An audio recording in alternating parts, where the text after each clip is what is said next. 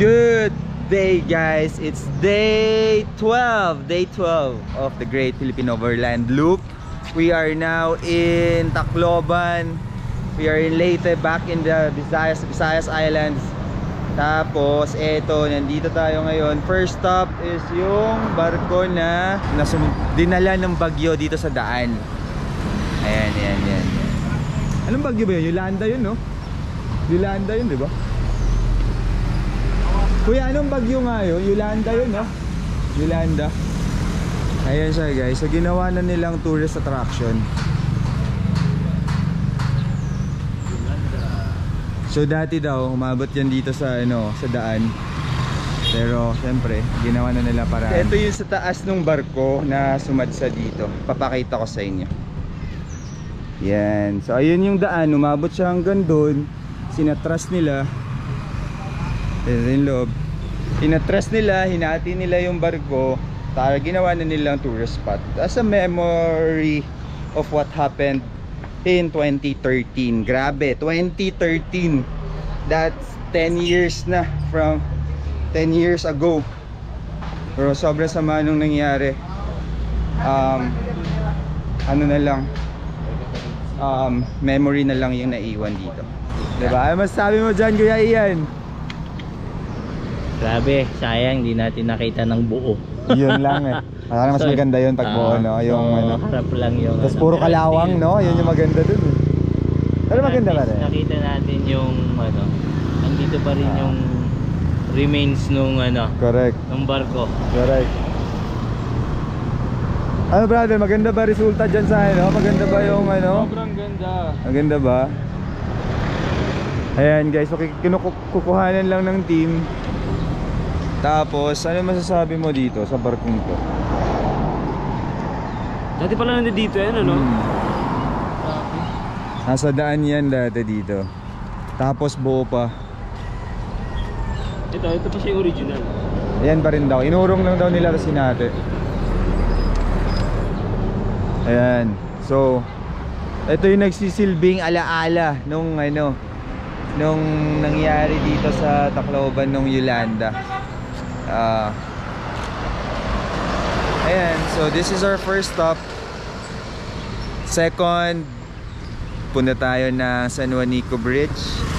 Kasama na yung grupo. So kami, trip lang kami dito, kumuha ng shot. Tapos, yeah, punta tayo San Juanico. Try natin mag-shots, magkuha ng mga drone shots doon with all the participants. Sana makakuha tayo maganda. Share namin sa inyo. Alright, let's go. This is day 12 and our day is just getting started. Let's go. Hi guys. Update. So kakatapos na mag-shoot sa San Juanico. Sorry, di ko na kayo napakita dun sa marker. Kasi alam mo naman yung media team, part kami na media team. Nagmamadali kami. So nag-set up kami agad. Tapos hindi ko na kayo na tour dun sa vlog dun sa yung signage na San Juanico. Pero ayun sinong. Pero nagpalipad kami ng drone, nag-set up kami. Papakita ko sa inyo yung clips dito. Ayan, check nyo.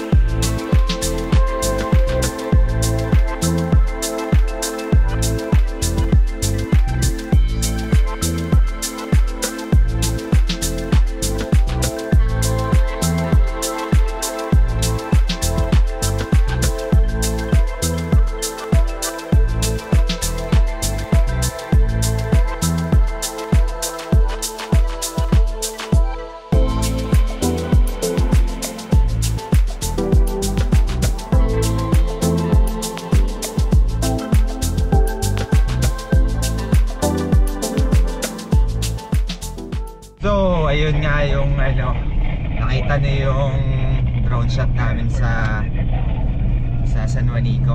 Ganda, no? Anyway, ngayon papunta na kami ng Giwan. May meet lang na ano, official para meet and greet. Mag-host yata ng lunch. And then may mga stops pa tayong pupuntahan before we end up sa camp. Kaya check nyo guys, maganda yung camp beach area. Hintayin nyo. Ano, pakita ko sa inyo. Alright, let's go! Day 12! Saan tayo bundalong? Morongan City. Bukas pa yun, bukas pa Morongan. Iwan tayo, iwan. Second stop after San Juanico Bridge. Caving tayo, caving. Diyan tayo sa loob, nasa Basay na tayo. Basay, Samar. So, sa Oak Cave. Ano daw to eh, may mga gumagawa ng banig sa loob ng cave kasi malamig daw. So, meron din sila mga for sale. Check natin, let's go. So ngayon guys, wala tayong pera eh, pulubit tayo. 50 pesos din natin mabayaran. Ngayon, si Kuya Jojo manlilibre sa atin. Ikaw, tara. Tatlo kami. 4. Kasama yung kapatid ko. Si Kuya Jo. Yan yung ano. Thank you Kuya Jo. Ibang klase talaga ito kasama. Okay. Sa isilip tayo ng mga ano dito. There you go. Oh, for sale. These are for sale. So, mga pang ladies. Yeah, nice. Nice. Daming ano options. Banig. Hi Sir Rick. Hello.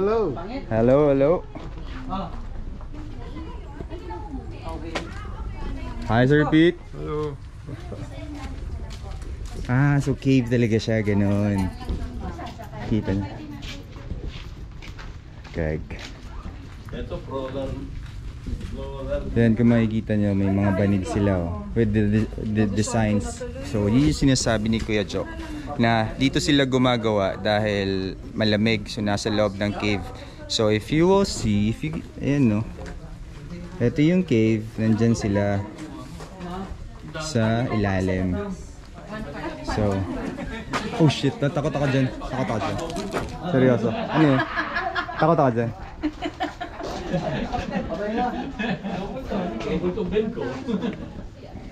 Yan, galing. Dami nila oh. Ayun, a little information. Sabi ni ate, kaya dito sila gumagawa kasi malamig dito. Tapos yung, anong tawag dyan ate? Yung ginagawa nyo? Tikog. Oh, tikog is Bisaya term eh. So, pag mainit kasi parang kumukulubot siya. So kaya dito thankful sila sa cave kasi malamig. So nagagawa nila na maayos yung mga products, yung banig and bags. So back in 1970s, puno daw to dito. Yan. Puno daw yan. Babae, lalaki, gumagawa sila ng product. Pero ngayon, this ano na, second generation, right? Tama ate, no? Second generation na. Ano po? Fifth generation na sila na natitira, gumagawa dito ng banig. Ayan. 5th gen. Grabe. Mas marami daw sila dati. Yung iba daw nag-aaral na, ganyan, kaya kumonti na sila. So very thankful sila dito sa cave. Kasi malamig. Dito nila nagagawa yung banig. Kasi if nandito kayo, no, we can support the locals. Bili tayo ng mga products nila. Para it's our way of helping them. So mamaya yung group namin, the whole group, bibili kami ng mga products nila para support sa kanila. That is the beauty of traveling, no? Kasi you get to see and experience the culture, the livelihood, daily life of the locals. Hi ate. So, ayan, Saob. Na-experience natin, nakikita natin how they live, ano yung mga products nila, and it's a very good way to learn. You know, traveling is one of the best way to learn. Kaya itong adventure, itong event na to, sobrang thankful kami kasi ang dami naming na-meet, dami namin nakita, dami namin nakain na mga local food and all those mga experiences sa mga provinces. So yeah, and day 12 pa lang to, there's 8 more days to go. Sobrang ganda, sobrang solid na experience. By the way guys, this is Miss Reyna, the famous Miss Reyna Abella. Hi guys! Yes. Hello, Lost Boys. Hello, hello.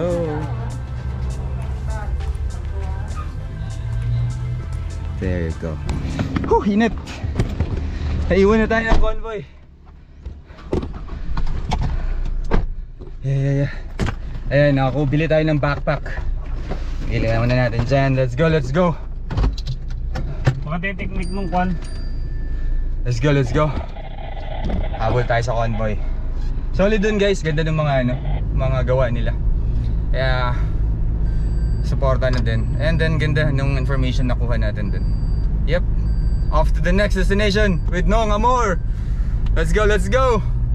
Sorry, di ko na napapakita pero dami naming stops, puro drone shots. Ganda, sobrang ganda dito going to Giwan. Dami namin siya, papakita ko sa inyo yung mga drone shots na nakuha namin with the rigs na convoy. Ganda, check nyo to.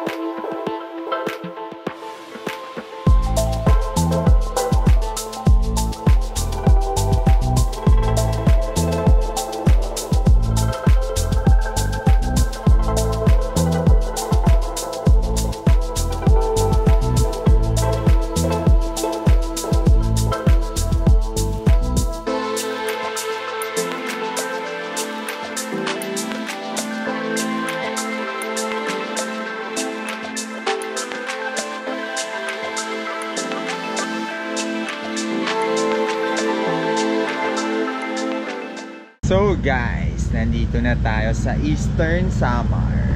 Eastern Samar, Giwan Municipal Hall. Magla-lunch yata dito or meet and greet with the mayor ba? Or ganun. Guys, kung makikita nyo, munisipyo ng Giwan. Let's go. Ayan tayo, pasok tayo sa loob. Sige lang. This fans of the Great Philippine Overland Loop. Multi-purpose hall. Here's the gang. Kumakain na sila. Let's go. Ayan si Kuya Widge. Hello. Kain na naman tayo. Pasensya na kayo sa handa ko, Kuya Widge. Yan lang yung na-prepare ko. Thank you. Yan sila. Chow time.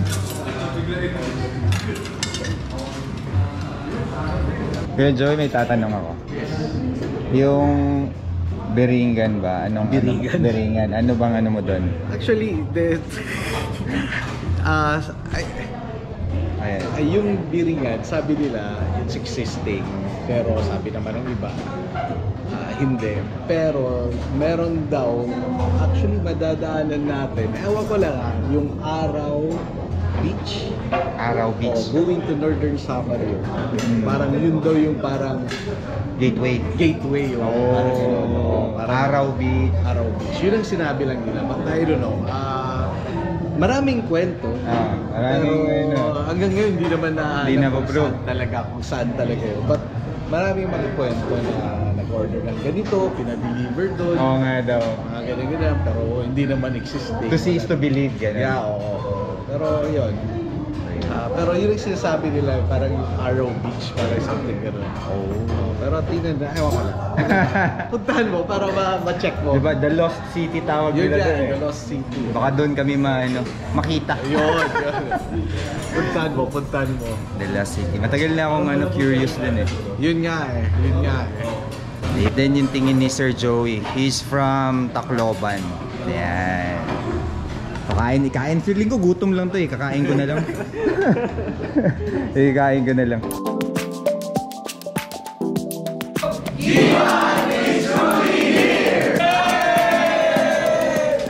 That's it. So meet and greet with Mayor, photo up, a little info about the tourism and the area. Ayan, excited nang makita yung Giwan aerial shots. So let's go. Thank you, Mayor. Thank you sa mga tourism officers, sa officials. Bait nila. Minakain tayo. Kasi gutom na kami. Sarap ng pansit. So ngayon, iikot daw nila tayo dito sa spot, so makikita natin before we go to the campsite. Thank you. Ang dami nila information na share. How I wish ma-share ko lahat sa inyo, or I'll try. Ayan. Please introduce yourself. My name is Kina. I am the municipal administrator. In Game of Thrones, that's Hand of the King, the first one to get beheaded. Fan, GOT fan. Yes. And Madam, of course, you. I am Miss Janet Israel Ramos. I am the Municipal Tourism Officer of Giwan. There you go, the lovely ladies of Giwan. Hello. Michael. Sir Michael. Hello. What?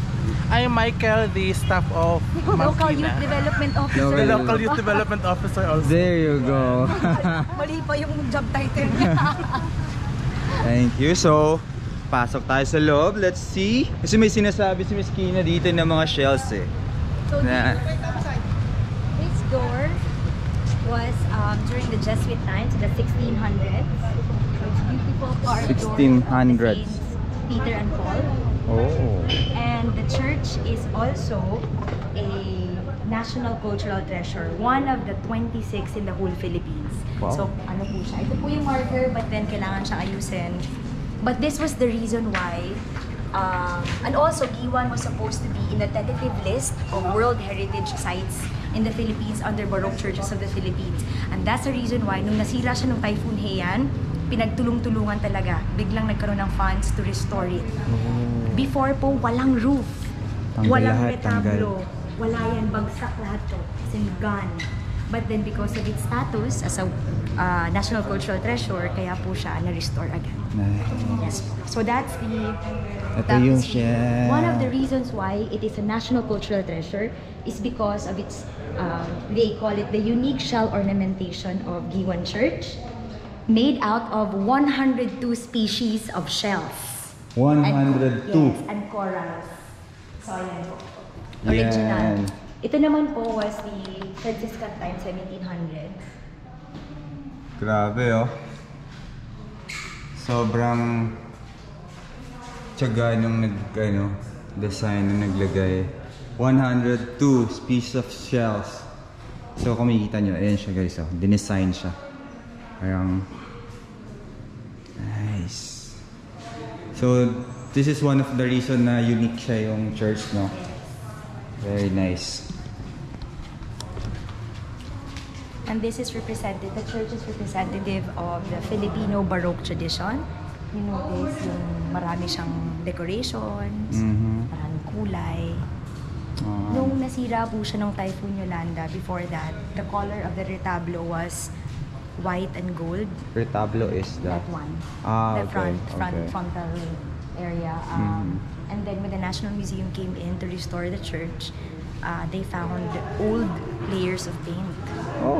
Oo. So, tinanong yung community, do you want to go back to the original colors? And they said, yes. We want to see how it looks like.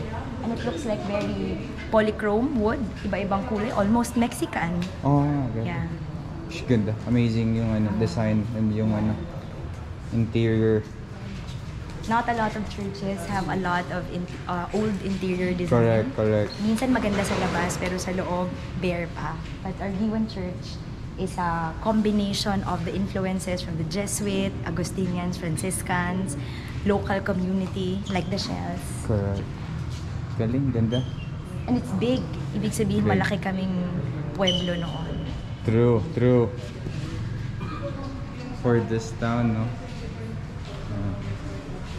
So it's kinda parang, actually guys, para siyang may similarities sa ibang church, about Bohol ba or something like that.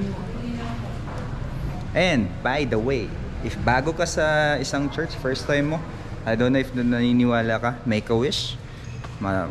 You have to make a wish. So let's make a wish.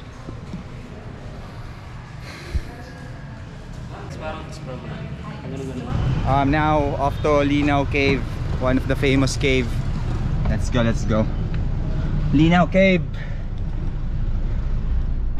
Silip tayo sa Linaw Cave. Yan.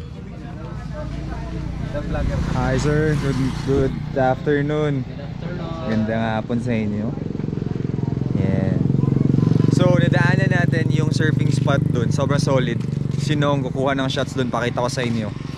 Pero dito ako sa cave kasi limited yung time, kailangan natin habulin yung araw. Ano yan na meron? Kaya mabasa? Game. Gusto ko mabasa. 10-minute trek, and then pasok sa cave, so madilim. And then meron kayong tatawirin na madilim na tubig. And then pag-ahon Yung para tubig siyang may lagpas tao? Depende kung gusto nyong may dalawa kasing way eh. Parang may dadaanan ka mas malapit sa walls, which is mababaw lang. Meron namang pwede mo languyin talaga. And dito lang yung access from there. Likod ng bahay. Lakad lang tayo dito sa looban. Yan yung entrance ng Linaw Cave, guys. Medyo nars na ba? Time check. 4 PM. Pero covered ng trees. Kaya dark. Dito nagsuot si Hoy. po yung mama. Hindi kaya ma'am, dito po. Hoy, dandahan kayo, may live na video. Si... Sir, video mo rin kami. Wala namang mayroon siguro tapos siguro tumuyo. Kita ba guys, medyo madilim. Dito tayo ngayon sa Linaw Cave. So, ganda, sobrang linaw ng tubig, di lang kita sa camera. Pero parang mga 10 minutes trek. Tapos may malit na entrance. Pero manageable, sobrang kaya ng mga bata dito. Kuya pwede bata dito? Yes po, pwede po. See? Sobrang ganda guys, sobrang hindi lang mabigyan ng justice ng camera yung ganda dito, and hapon pa. So best time daw is 9 AM kasi magre-reflect yung araw, yung position ng araw. Ganda, sobrang ganda.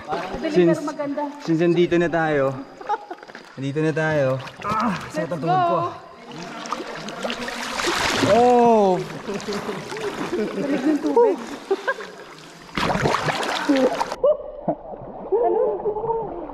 Ayan yung dalawang natin. Adik pang malakas. Dito lang tayo. Mayor, go Mayor. Ipakita mong seaman ka, Mayor. Yes, seaman loloko. Seaman loloko, Mayor. Sayang lang kasi hapon na tayo dumating So yung liwanag, wala na. Madilim na. Pero ma-appreciate mo pa din. For the best time is morning, going lunch, para putok na putok yung araw. Tapos ganda, linaw ng tubig, refreshing. Ganda dito sa summer, yung kalikoan. Linaw Cave, check. Sinong nagdo-drone dun sa surf spot. So I'm gonna show you the drone shot of the surf spot. Yeah, next camping spot. Let's go.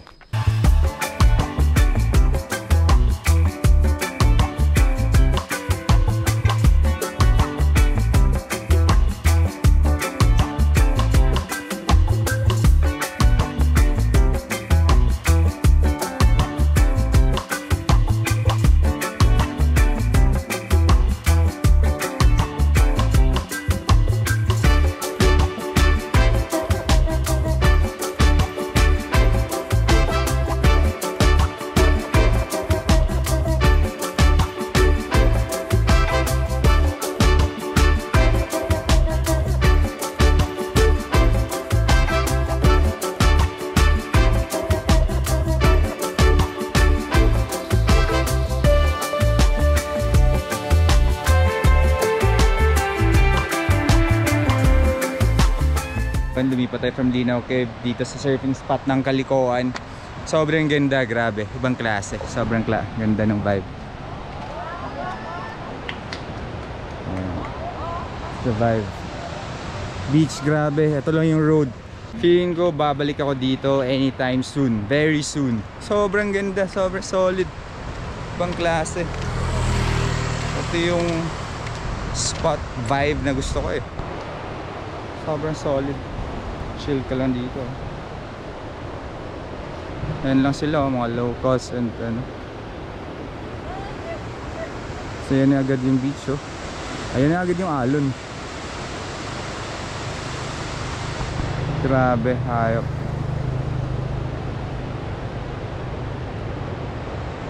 Actually, alam mo ang maganda dito. Kung hindi nila allow na magtayo dito, dito lang sila. Across the road. Ay, oo. Kasi yan ang yan ang pang-akit na talaga eh. Kung tinakpan mo lahat yan, wala.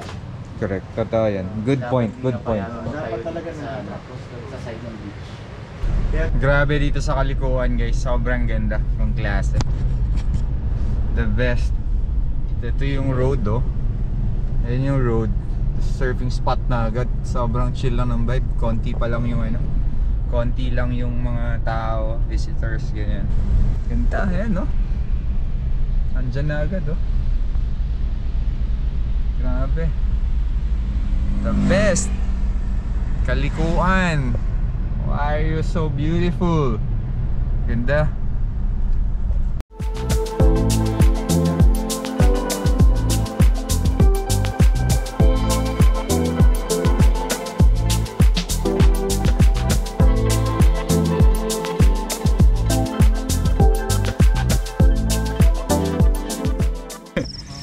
$7 PM. Yan. So nag-camp na kami dito sa isang spot sa Kalikoan. Sobrang mga 2 kilometers away sa dun sa surfing spot. Meron camping area. It's a private area na in-accommodate kami kasama. Yung kasama namin Sir Joey. Friend niya yata yung may-ari nito. So dito kami pinacamp. Pascat team. Hello. Yan. Sorry, di sanay sa ilaw. Madilim, di masyadong kita. Nagpatay kami kasi ang daming ano. Oo nga. Tsaka walang hangin eh. Walang hangin. Kuha daw doon, may lechon. Lechon na naman. Kasi may birthday. Go. Ayun, sa amin ista eh. Kain. Silip tayo dito. Miss Tin, are you okay? I'm okay. Okay, very good. Packing. Nag-chill kami dun sa ano, sa yung dinaanan nating surfing spot. Tumambay kami tapos nag-shoot kami. Silip tayo dito. Kuya Jojo and ano, Sir Den. Ito. Ano? Luluto.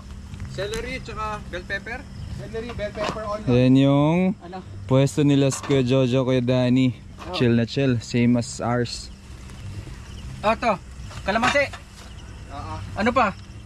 Sibuyas. Kuya John, nasa iyo? Sibuyas? Oh.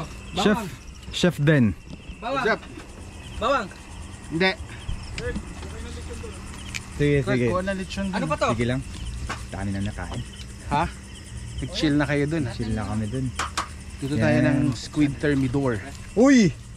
Pangalan pa lang, mukhang ano na, masarap. Ayan, laki ng squid oh. Yan, so day 12 is camp night. Po Sherwin. Sino may birthday? Si Sir Kuya Edgar? Oo, putak. Silip tayo doon, silip tayo. Yung lechon dito. Ito na lang ako, ito na lang inabot. Doon tayo sa may ano.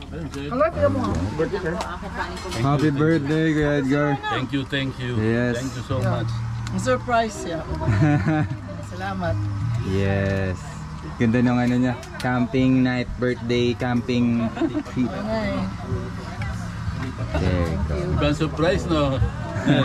Ano sila Ron? Boss Ned. Amoy ko na kanina ito eh. Naririnig ko yung mga ano eh. Saan makakabili ng lechon? Dahil may radyo ko, wala akong naintindihan. Hindi ko talaga alam. There you go. Kakrush tayo ng ibang ano, ibang Lost Boys, let's go. Uy! RC Adventures Outdoor.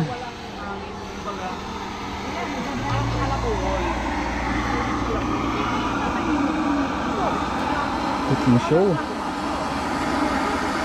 Ano yan, Miss Janice? Kalakan. Tinatry ko maging salpikaw. Salpikaw. Yan. Pero naparami yung juice niya. Kaya pinapagbuwasan. Nilipot mo yun eh. Yan. Ito yung kina Sir Peter spot. Sir Tim is there. Na? Malapit na. Nasaan ba yun? Hindi, para hindi So beachfront na yan dyan, guys. Check, check, check. Dito naman kay Sir Kim. Hello? Hello? Kain, kain. Yes? Kain na. Parang tsaka lang kita nakikita pagkainan na. Ano? Parang tsaka lang kita nakikita pagkainan. Naamoy namin yung pagkain pag nakalabas na. Nakita eh. Ayan. Yan. Tuna. Panga ba yan? Panga? Yes. Oh, wild. To walk here, this is beachfront. Dito kaya Junior. Junior, lumabas ka dyan. Huwag ka magtago. Huwag ka magtago, lumabas ka dyan. Anong ginagawa mo dyan, ha? Board meeting lang, sir. Ayan. Nado kang eskrero ah. Alo! Dapat ka lang ang board meeting mo. Wala naman. Ayun, oo. Ayan, board meeting daw. Board is meeting. Love you, bro. Yes, sir! Gilbert, chill na chill, beachfront na beachfront. Sir Kim, yes, thank you. Hi guys. Hello, mate. Hi, mate. Chill na chill. We're all lost here. With the Lost Boys. Cheers! Cheers. Sabi ni Abby, pagkainan na, saka lang kami lumalabas. Okay. Thanks for pointing it out. Hindi sana namin mapapansin. The Found Boys na yun. Paano na. Yan, lalabas na kami nun. There you go. Yep. Ano pa tayo? Rig-ray ng mga setup. Sir Tim. Hi, Sir Tim. Dito tayo Kain na, Kurt. Yes, kumain na kami, Sir Tim. Kumain na kayo? Yes. Sir Peter, Mr. Rose. Solid ng rig ni Sir Aldos. Ay, ng trailer ni Sir Aldos. Ito yung kotse niya, F-150. Yan. So, I guess that's it for day 12 of the Great Philippine Overland Loop. And pinakita ko na sa inyo yung campsite, yung mga pinuntahan namin today. Medyo mahaba yung today, ang dami namin ginawa. So, ganda. Sulit yung araw. And I guess I'm gonna end it here. And para ma-enjoy ko na yung gabi. Alright, yes, that's it for day 12. See you guys on the next one. Bye-bye.